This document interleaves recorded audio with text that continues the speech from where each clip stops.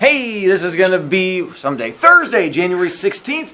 It should not be a long video if you look down that little spot down there, because all we do is talk about book reporting things and sort of walk you guys through some stuff. So if you're at home, it's a pretty easy day to miss. Not a whole lot of learning you're going to have to do. Let's see, we have charger challenging things from there. We'll get to the stuff on that one. Book report, book choice, we'll talk more about in a moment, but essentially you have until Tuesday to figure out what you're wanting to do on that. Charger challenge, here's our current list of people who are staying after school next Wednesday to sort of go through and do that. And then those of you who are here today, we did our grammar quiz. On grammar quiz, it is actual quiz grade. It'll be going in there. You can redo it. If you don't like your grade, you're more than welcome to redo your quiz grade. And I'm going to try and give you a chance each week to go through there and fix it and redo it and figure out stuff from there. When you redo it, I do take the new grade, so if your grade goes down, that might impact things, so keep that in mind. But I think I do plan on using the exact same questions, so maybe in theory that'll make things easier. We'll find out. Then, for all of you, here's where I can't send you there, because if I did, it would mess up the kids who are in the process of taking the quiz. So what you're going to have to do is actually go there like a normal human. So open up iPad-y thing. Those of you who are still taking quiz, it's fine. You don't have to go to page until you get done. For those of you who are done, we're going to go ahead and take you there now. New page on website for book report. So you can go clickety, clickety, clickety things to there to try and help you guys out. And then I'm going to make this page disappear in just a moment. For those of you who are at home, you should be good to go also. You just go to my website and the homework. There's one that says book report number 3. And then I'm going to show you the things to click on here in just a moment. I'm good on this one. There we go. So, on this one, the buttons that you're probably going to want to click. The one that says directions. You'll want to click that one because it tells you what to do for project. I'm going to walk you through it and explain it in a moment, but that will definitely help you out. The one that says rubric, you're going to want to look at some point because it tells you how I'm going to be grading it. And then the one over there that says examples, you can click on that and it shows you examples of past ones. I put both good ones and bad ones on there, and you're more than welcome to take a look at both of them. I will tell you there is one small change on the good ones, because that file is 2 years old, and I had to change things last year because one of my fascinating Monday meetings said that kids can no longer write it by hand. They have to type the whole project because that whole iLearn thing and getting kids ready. So there are a couple good ones on there that say they're handwritten and it still says good project, because at one time you could handwrite it. Now you cannot handwrite it. Now you have to go typey on that one. What you're doing for project, let me show you that one. What you're going to be doing, right there, you are turning your book into either a film strip or a comic strip, depending on how you want to look at it. You're breaking your project up into a number of squares. For my regular classes, it's 12. For my advanced classes, it's going to be 15. The first square is going to be the very beginning of the book. The last square is going to be the very end of the book. Each square has to have a picture, and it has to have a paragraph explaining what's going on. Your paragraph explaining it is going to be 4 or more sentences, depending on how good of a grade it is you are trying to get. The picture is just going to be all picture-y, as simple as the picture-y stuff types goes. And then pictures number 2 through whatever in the middle of it cover whatever happens in the middle of your book. On your pictures, again, I'm not grading you on how good of an artist you are. I'm grading you on your efforty bits. So I'm grading you on to the fact that your stick figures, are they not naked? Did you put things into the background? Stuff like that. Again, you can have stick figures. I have no problem with that. You just have to make sure you put clothing on them, put them in settings so I know where they are and stuff like that. Some of you don't want to draw because it makes you scared and makes you want to cry. In that case, if you don't like to draw, I have some options to help you out. Option 1. There is a website called Storyboard That. And the way Storyboard That works, if you've never seen it before, it allows you to create like little picture scenes using clip art. Essentially, creates a thing that ends up looking something like this. Where you have these little clip art scenes as you go through, and you can sort of create them, clip arty scenes like that. And I'll show you a picture behind me in just a second. Here's the drawback if you choose to use Storyboard That. It has a free option, but the free option has a lot of limits to it. You don't have full access to all of their picture choices. Plus, I think you're limited to like 6 picture frames, and that's it. You have to have more than 6 picture frames for the project.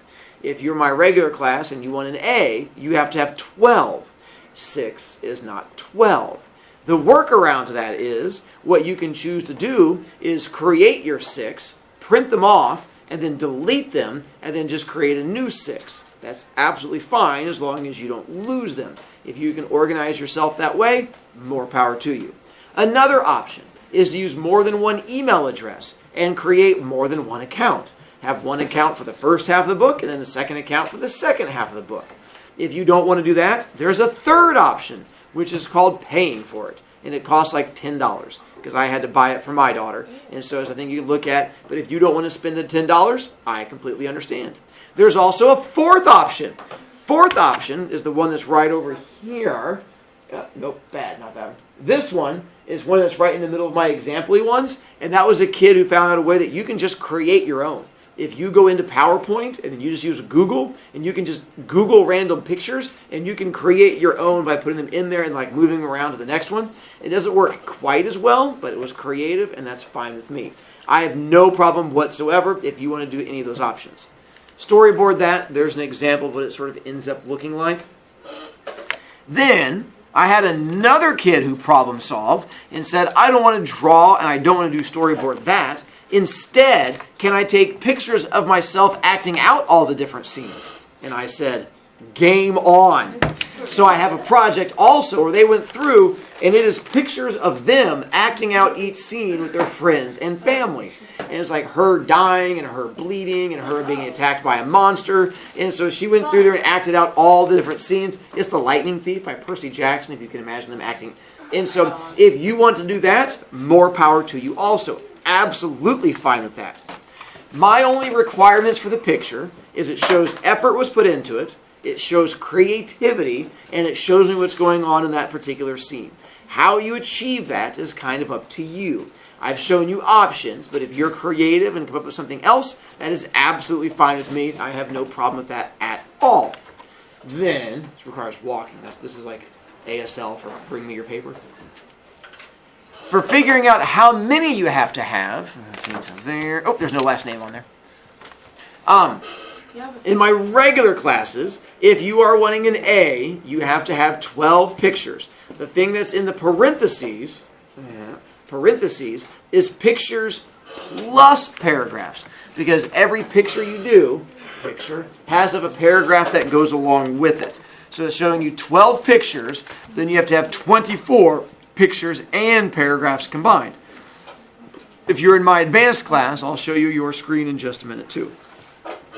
If you don't want an A, it goes down the list. So if you do 10 or 11, it's a B. 8 or 9 is a C. 6 or 7 is a D. Less than 6, you automatically fail. So hopefully you push yourself to do a little bit past that. Can we do more than the A? Absolutely. Do we get extra credit? Absolutely.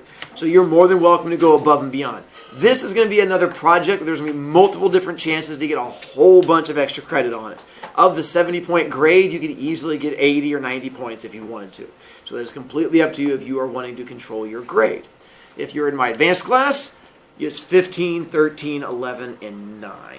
If you're in my advanced class and you don't like that, there's an easy solution. It's called dropping out and going to regular. There's information I'll tell you guys more about next week. It's clues and hints when you guys start working on it, but right now it won't mean anything to you. Here is your checkpoint for next week. My goal with this project is I am not letting you put it off to the last minute. I am going to prevent you from procrastinating. Here's how. Your project has checkpoints due each week. Your first checkpoint is due next week.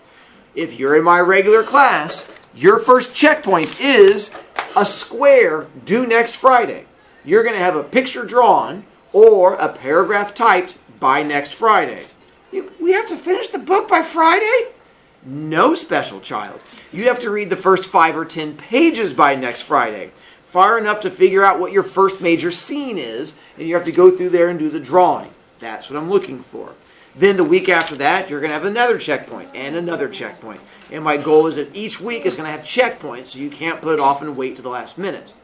You also, after the next Friday, after that one, you get extra credit if you go above and beyond the checkpoint. And that's how kids can get a whole bunch of extra credit. If you go above and beyond that, it brings in a whole bunch of extra credit to try and help you out.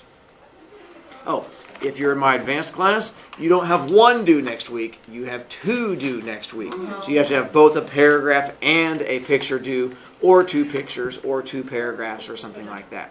Also, by the way, for you paying attention, next Thursday, we begin Greek mythology.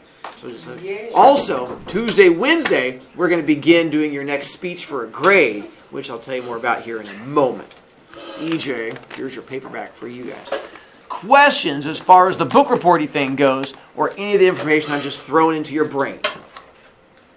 Yeah. Then I have one last thing to cover with you before we move on, which is this thing. Oh, no, this thing. I am going to try and experiment an idea given to me by a kid on one of my quiz test things. They asked, can I buy an answer for your quiz? And I said, no. And they said, what if I give you B points? And I said, no. And they said, why? And I said, that's a good question. So I've decided to change it. So here's what's going to happen. You are now able to buy answers on a quiz or a test, and you can purchase them for B points. The way it'll work is, if you wait until the day of quiz or test, it costs you 10 points to buy an answer.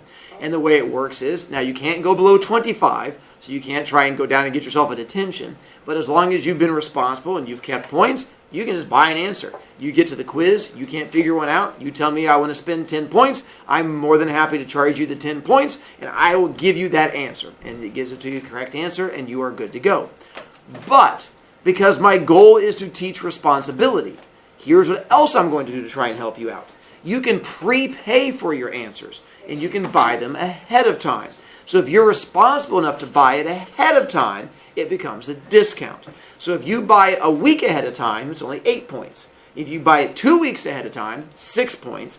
If you buy it 3 or more weeks ahead of time, it drops down to 5 B points. And the way that works is, I have a little piece of paper. I will write your name on it, the date it activates, and then my name and like my initials to make it official. If you prepay for it, it is good from, like, if you buy it today for 3 weeks in the future, once it activates, it's good from there all the way till the end of the year. So you can bank them and have more than one on the same quiz or test. So if you wanted to buy several of them and you got to a quiz or test you just did not know, you could cash in multiple ones on the same quiz or test. I do not know how well this is going to work. That is why it is an experiment. This may be an epic failure for all I know, but you guys are my first year, an idea that came from a kid. I said, you know what, let's give it a try, so we're going to start giving it a try. I can tell you, you have no quiz next week. Your next quiz will be Greek mythology, coming up in probably about 3 weeks or so. If you buy it, it does count towards your loss of points for the week. So if you try to prepay for 3 of them in 1 week, that does give you a detention. So keep that part in mind also. If you have questions, you're welcome to ask me in a moment, but we're getting ready to head to the library. Leave everything here. If you're not done with quiz, stay here. Otherwise, head to library. Unless you have questions, then come see me. Because if a poor child No. right there.